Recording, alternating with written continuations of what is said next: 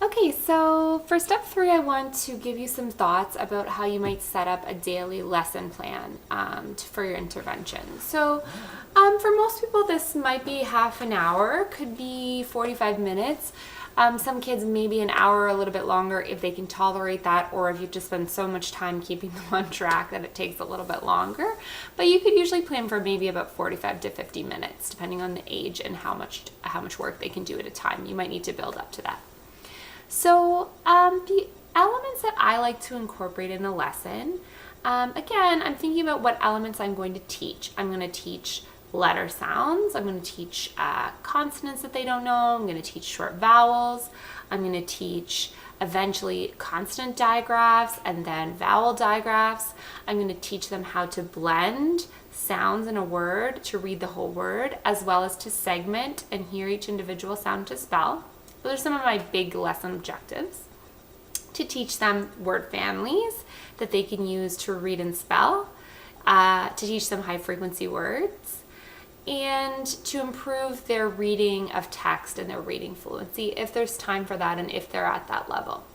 But it's a lot of high frequency words or sight words, basic phonics, and a little bit of maybe letter patterns, word families, some of those more structural pieces.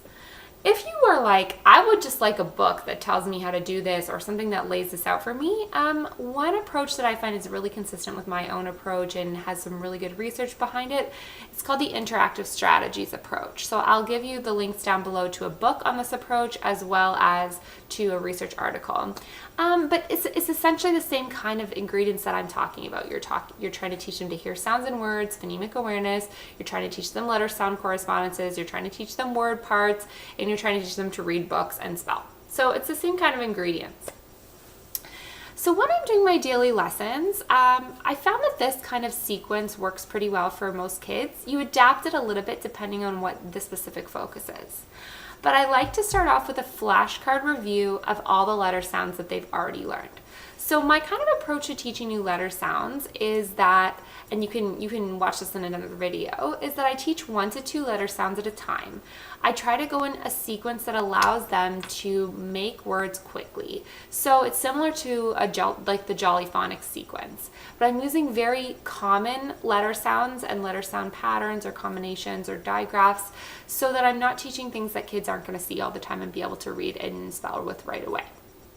So I'm teaching 1 to 2 new letter sounds per lesson, but every lesson, because it's so important to review and practice and review and practice, I am reviewing and practicing all of the letter sounds that they have already learned.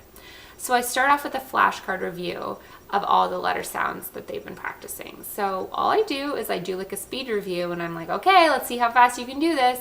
And I hold up each card that they have added to their stack and say and just have them say the sound. We go through the stack. If there's any ones that they're having difficulty with, I either incorporate that into games or things later. If it's newer, we might review it a few more times before moving on. And sometimes we'll go through the whole stack even 2 or 3 times if the kid is still interested and motivated.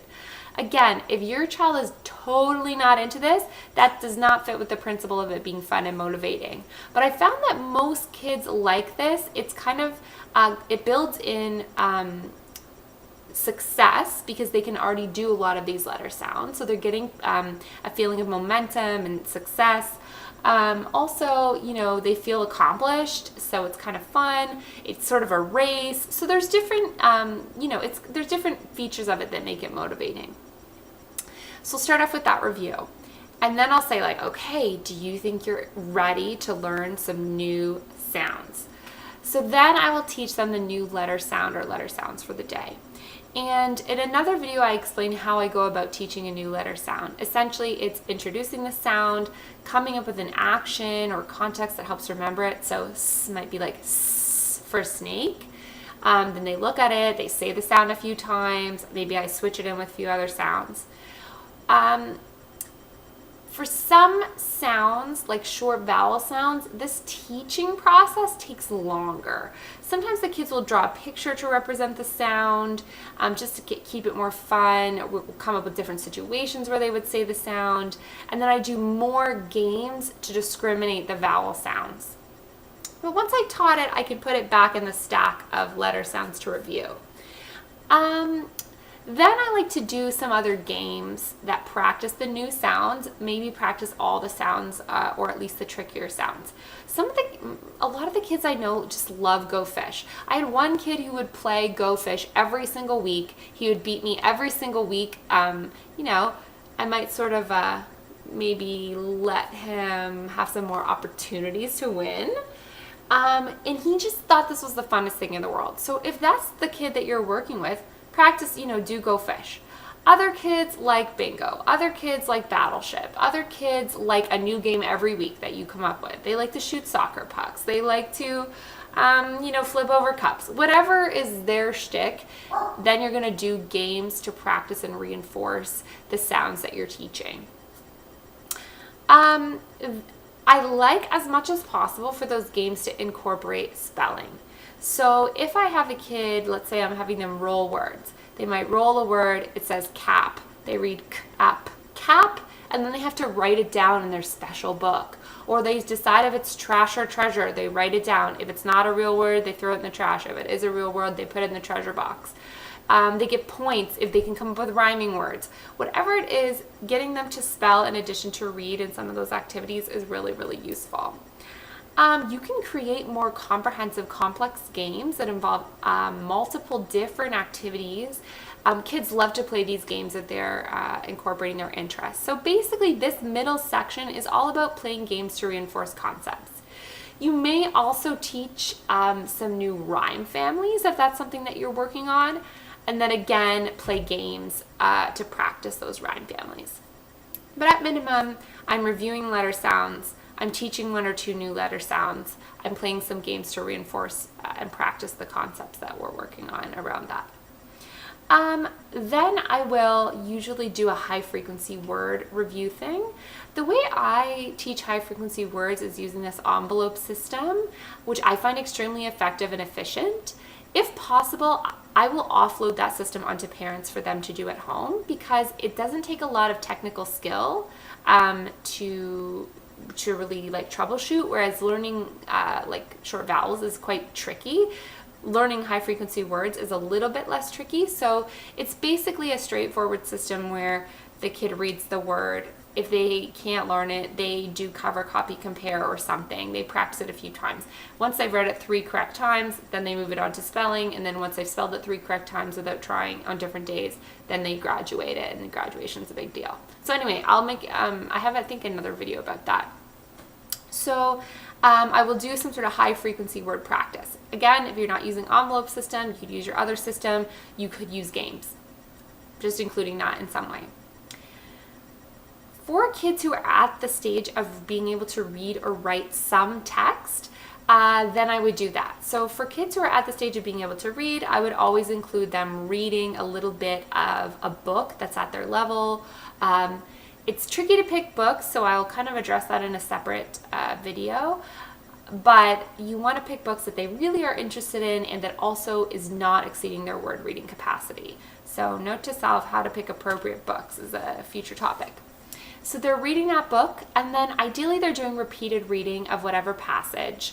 Now, sometimes you can do repeated reading in the same session. Sometimes you could read the same passage or chapter or section multiple times in different sessions.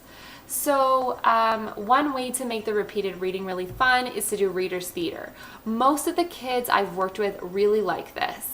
And one way to have them do it at home, if parents are able to reinforce this at home, is to copy, photocopy the section of the book, have them practice it at home, read it to their dog, read it to their mom, read it to their little sister, do funny voices, and then come back and reread it for you the next week. That's a great way to build repeated reading over sessions and make it fun, is that making it more theatrical. Also, you can take turns reading it with different voices in sessions. So you read the mom part, and then they read the mom part in their funny voice, and you switch. So doing some short, real reading activity. And then ideally, if you can, some short, real writing activity. With some of the kids I work with that really don't have a big bank of words they can write and they're still learning to sound out and spell, we'll have their sight word cards that they know. We'll have some examples of words they've been able to spell with short vowels or whatever, and then they'll try to write sentences using words that they already know. You can fill in the words that they don't know. They can guess and do invented spelling. The point is not for it to be like perfect or really long. The point is just to build some momentum with writing, which a lot of these kids have difficulty with. And then you can end off celebrating their progress, letting them pick something out of the treat box, talking about 3 great things they did today, writing them a little awesome report card, anything to kind of, summarize their day and tell them they did a great job.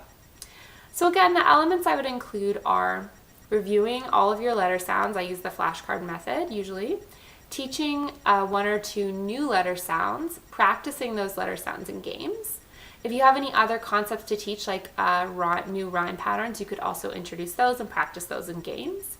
Then you're going to do your high frequency word practice if you're including that in your sessions. Then if possible, do a little bit of real reading with repeated reading incorporated if you can, and a little bit of real writing to build momentum. Something fun. The writing topics, doesn't matter, whatever you can get to get them into the writing, that's cool.